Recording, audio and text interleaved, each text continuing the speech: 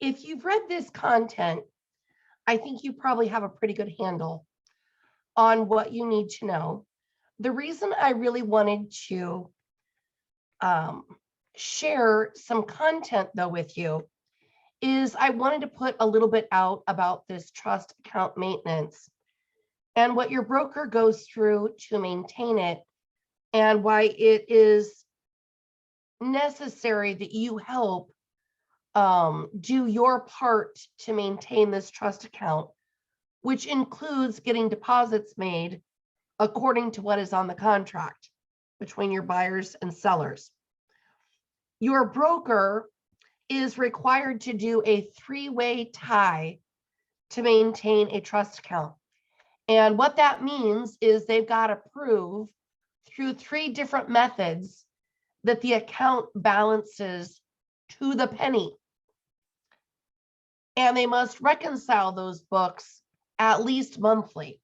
And depending on the size of your brokerage and the number of transactions that go through it, you probably are reconciling more often. And here's what happens to your broker and why you must do your part. They get audited. There is a trust account auditor with the state of Iowa. And sometimes they set an appointment to do a virtual meeting or in person.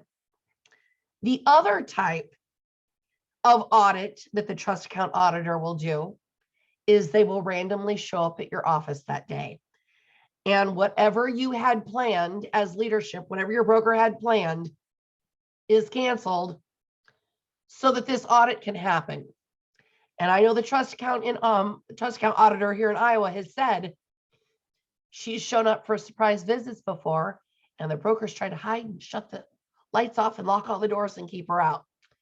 Probably not someone who's very confident about their books. So while that is your broker's responsibility, and I definitely see brokers that get fined for trust account maintenance, not uncommon, maybe have to retake the trust account pre-broker class, I encourage you to follow your contracts and help them do your part in getting those deposited on time. And if they're not deposited for whatever reason on time, that it is properly documented by all parties to the transaction.